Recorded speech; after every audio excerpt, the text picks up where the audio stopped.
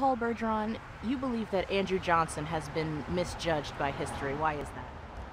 Well, partly and maybe primarily because Johnson's record as president following Lincoln was not as successful as Lincoln. And he had the insurmountable task of trying to win the peace, which was more difficult than winning the war, as it turned out. So historians have had very mixed feelings about Johnson, but beginning after some complementary studies of Johnson in the early 20th century, then by mid-century, we're talking about the civil rights movement in the 50s, 60s, 70s. And when historians began to write during that period, they began to focus on the whole racial question.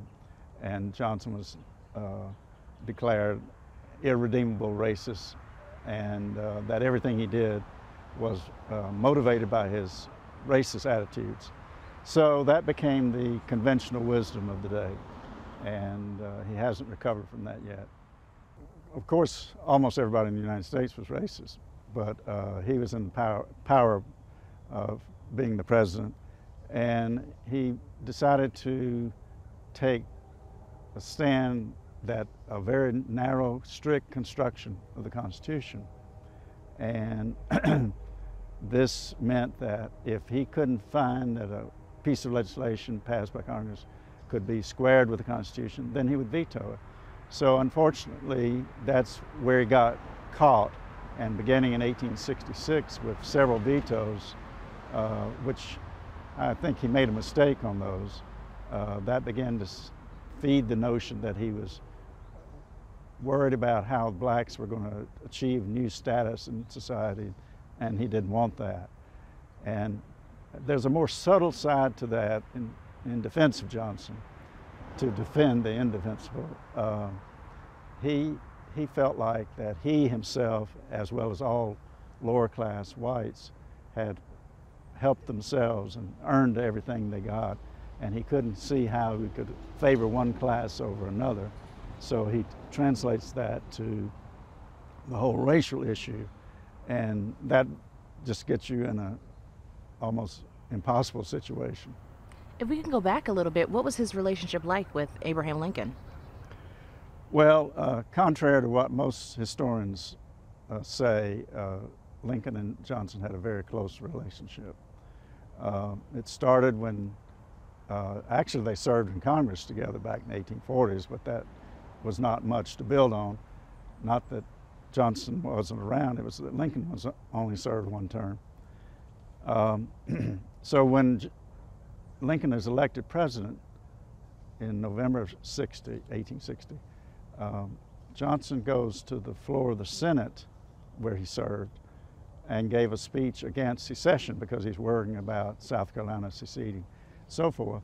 And that was December of 1860, 1 month after Lincoln was elected. Then Johnson did another speech in the Senate in February, just shortly before Lincoln was inaugurated, again criticizing secession and making a strong pitch for the Union. Well, Lincoln was quite impressed with that, as were a lot of people. And so when Lincoln became president, he sought out Johnson's advice about the South. Johnson, by the way, was the only Southerner from a seceded state, Confederate state, to remain in the Senate during the early years of the war. What was Johnson's view on the Civil War? His view on the Civil War was that it was a terrible mistake, that there was no such thing as secession. The Union is permanent, perpetual. It has to be preserved at all costs, and he shared that view, of course, with Lincoln and many others. So he sees the Civil War as something tragic and needs to be ended as quickly as possible. And he spent 3 years in Tennessee trying to bring that about before it does happen. The war ends, and as he found out, you can't have elections in a war zone. So they kept postponing elections to try to restore government. So he was very negative toward the rebels and continued to be that way. And the rebels were very negative to Johnson. Why is it that Andrew Johnson is one of the least liked presidents in history? Well,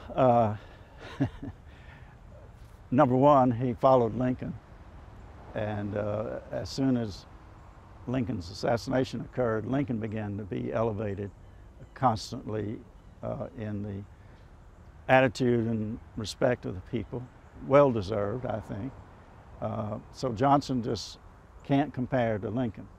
And Johnson lacked the skill and diplomacy to work with members of Congress that Lincoln had demonstrated. Now, I have to say, had Lincoln lived, we could revisit that question, whether he would have been successful in restoring the southern states, working with Congress, and so forth. So the usual thing is that Johnson was a failure because he blocked progressive legislation and that he defied the Congress. Well, he's upholding executive power, which Lincoln would have as well. And if you uphold executive power, you're going to be in conflict with the legislative power. And as I've said to people before, the radical Republicans who didn't like Johnson didn't like Lincoln either. In your opinion, what do you think are some of the biggest misconceptions about Andrew Johnson? Well, the biggest misconception is that he was a racist. He was a racist, but that doesn't put him in a special category that no one else occupied.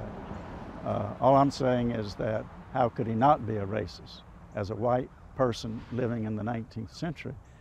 And I think that this is where, when you start that argument, then there's very little way to look at Johnson in terms of what he accomplished.